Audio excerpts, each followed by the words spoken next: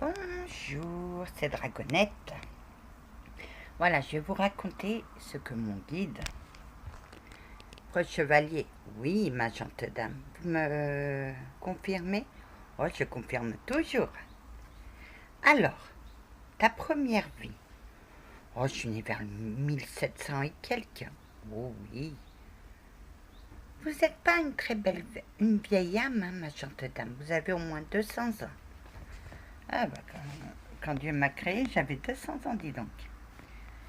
Donc, évidemment, je suis née dans une famille de drapiers. C'est des personnes qui vendaient des tissus. Et mes parents voulaient s'élever dans la hiérarchie. Ils m'avaient promis un marchand de tissus très très riche. À chaque fois, ils ont toujours voulu me forcer à me marier avec ce que je voulais pas. Oh que non, Anna. T'étais déjà indépendante. Toi, ta dépendance, tu y tenais. Hein. Oh que oui. Donc, ma grand-mère maternelle s'est fâchée avec ma mère. Moi, je suis partie vivre chez ma grand-mère en disant ils veulent me marier à un riche marchand de tissus. Moi, je veux pas. Je l'aime pas. Il est vicieux en plus. Et ma grand-mère qui était fâchée avec elle me dit bah tu restes et tu apprends. Tu as un don, ma petite, c'est ton don d'empathie. Donc je vais t'apprendre à guérir les personnes. Ah, mais pendant 2 ans, elle m'a appris les plantes et tout. Et moi, à sa mort, bah, j'ai gardé la maison. Je suis partie dans un autre comté. Ma grand-mère m'a dit, si tu as besoin, va la voir, car elle, c'était elle est très gentille et elle va te mettre sous son aile. C'était une brave dame. Je l'aimais beaucoup, comme ma grand-mère. Elle m'a pris sous son aile et elle était nourrice d'un comte du comté. J'étais toujours au bord de la mer. C'est pour ça que j'ai gardé aimer toujours la mer. Bah, c'est là où j'y allais et que je me sentais bien au bord de la mer. Donc, ce comte tombe malade et moi j'ai dit, cette personne a été empoisonnée et je vais essayer de tout faire. Ma gentille dame, mais vous guérissiez aussi? Oui, tous ceux qui venaient à moi. Ils me donnaient des poules et tout. Et moi, j'avais pris mon indépendance, j'avais trouvé une chaumière et je me suis installée là. Avec mes poules, mes cochons.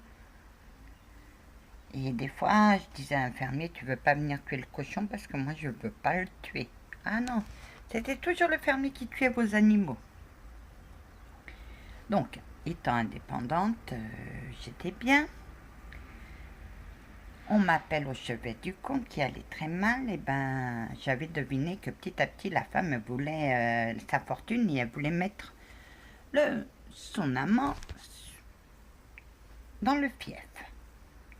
Et moi, je trouvais ça injuste. J'ai dit au comte, battez-vous. Hein. Moi, je vais tout faire pour vous guérir, mais il faut que vous vous battiez. Car on est deux là.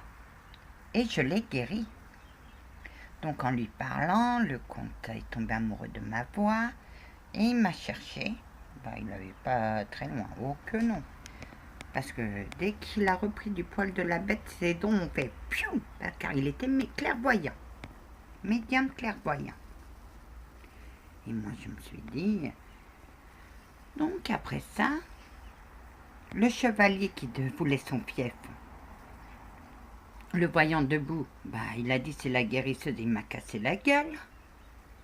Ah, il m'a bien roué de coups, hein. Oh non. Oui, chevalier, il t'a laissé quasiment morte. Lui te retrouve, il te guérit, et comme ça a été l'enchantement. Mais sa femme n'était pas contente, il voulait demander le divorce. Non, on s'est rencontrés dans un drapier. Et lui avait reconnu ma voix. Oui, gentille dame. Vous aimiez beaucoup les tartans, tout ce qui était... Moi, je voulais me faire une robe en tartan.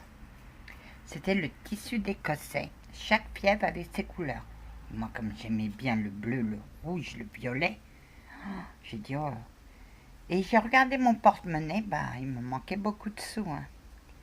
Et le comte a dit au drapier, quand elle viendra vous acheter du tissu, dites toujours combien vous avez et moi je paierai le reste. Et c'est comme ça que je me suis fait mes belles robes.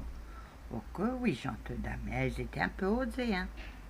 Comme mon indépendance. Hein. Moi je voulais qu'on me foute la paix. Hein. Donc le comte me prend sous son aile, sous sa protection. Et tout, et on parle, on discute et tout, juste attends que lui, son chevalier me pète la gueule. Mais bien comme il faut. Hein. J'ai eu la mâchoire fracturée des deux côtés, j'ai eu des côtes cassées, j'ai eu des bleus, tout ce qui s'ensuit. Et il m'a mis un soldat pour me protéger. Mais le soldat, il était homo. Toute mes vies, je n'ai connu que des homo-soldats. Ah bien sûr, vous pensez quoi, qu'il allait mettre un hétéro? Non, non, il tenait à bout, hein. Et lui, il vient, parce que j'étais en dépression, il fallait qu'on me sorte de ma dépression, et c'est lui qui m'a sorti. Oh que oui, jeune femme. Mais quand sa femme a su, elle a dit à son amant, tue mon mari. Et moi, vu mon empathie, j'ai senti. Et au moment où j'ai accouru, la flèche était lancée. Elle m'a prise dans le dos, côté lombaire. Oui, gentille dame, c'est pour ça que vous avez des problèmes lombaires. Et donc, en tuant mon enfant, j'ai fait une hémorragie interne et je suis partie. Voilà, vous savez tout. Salut!